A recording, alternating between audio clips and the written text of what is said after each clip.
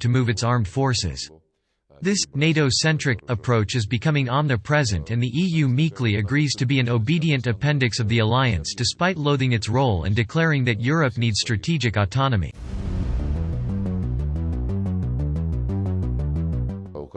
Then Ukraine, under President Yanukovych, simply decided to take a short pause before signing the association agreement with the EU, because it contradicted the already existing free trade area agreement in the Commonwealth of Independent States. And when that happened, the maiden protests were orchestrated from Brussels. They did it because Yanukovych realized that it was necessary to harmonize trade with Russia, the Commonwealth of Independent States in Europe. That was the only reason. The protests turned into a violent conflict in February 2014. Yanukovych was willing to stop this, and he signed the agreement on the settlement of the political crisis in Ukraine, promising that he would organize an early election, which he would not have won. Poland, France and Germany were the guarantors of that agreement. After the opposition staged a coup and trampled over these agreements, the guarantors just stayed silent, didn't say anything, or even welcomed these putschists taking power.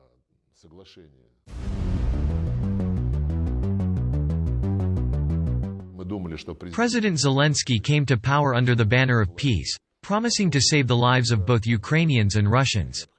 At the end of the day, however, he succumbed to the same anti-Russian sentiment as the Poroshenko government before him.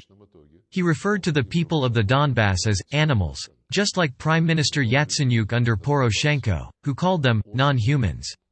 We saw him stand idly by as a bloody war continued against his own people.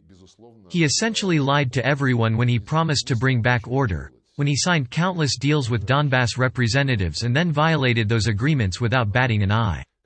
For 8 years, we've been appealing to the collective conscience of the West while desperately trying to reason with Zelensky's government, which has developed all the hallmarks of an ultra-radical, neo-Nazi regime. And the West failed to stop it.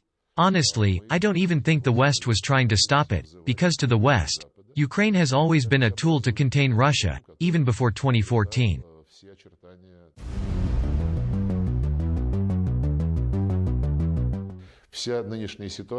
This entire situation has come about because the West refused to recognize that Russia has equal rights in constructing the European security architecture.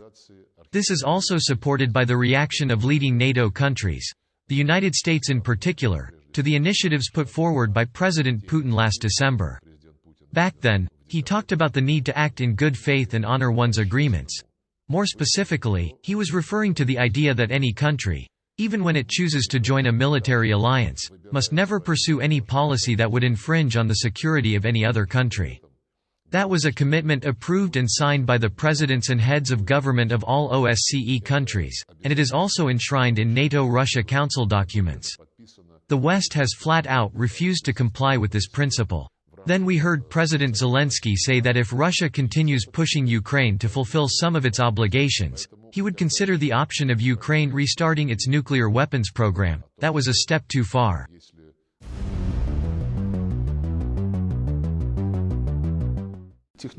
They have the capabilities in terms of technology and equipment. President Putin spoke about this, and so did our experts. But I can assure you we won't let them.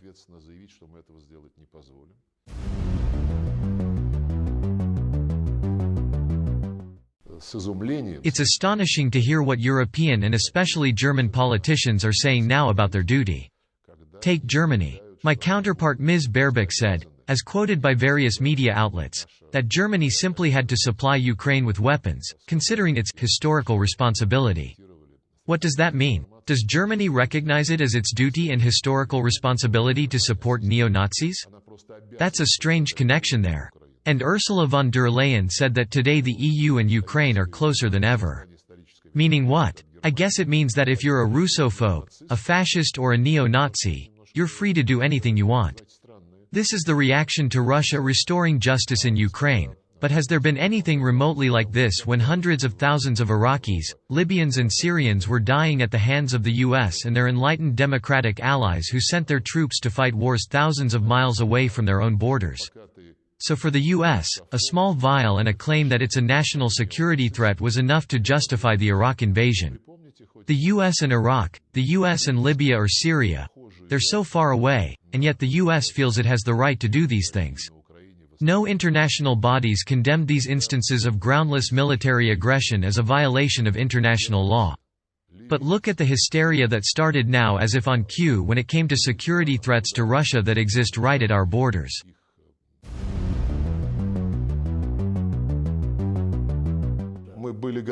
We were ready for anything.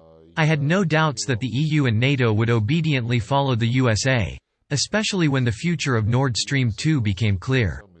It is obvious that this project played a key part, and it will go down in history as something that showed us the place of Europe, Germany in the international arena. Europe is completely dependent.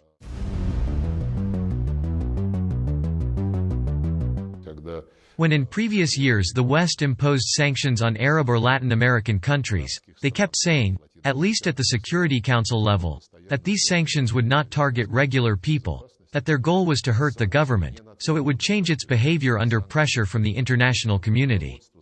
This time, nobody is saying anything of this sort.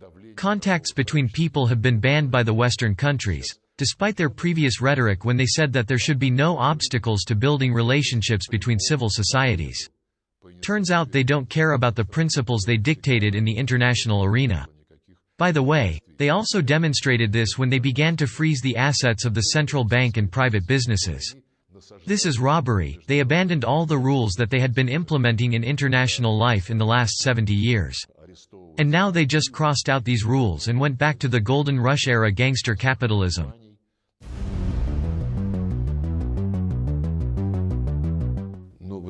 We saw how angry and aggressive the West was promoting its ideas of stopping Russia's influence. But we have friends and allies, we have numerous partners in the international arena that, unlike Europe and some other countries, didn't lose their independence and ability to put their national interests first. They are also under colossal pressure.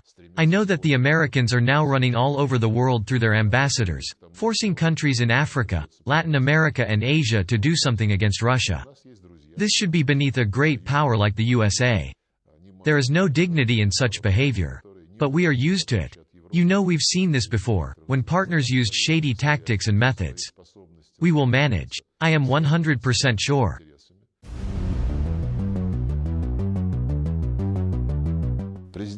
President Putin has said many times, both in January and early February, that Russia will not tolerate a model of European security that relies on NATO as the dominant force.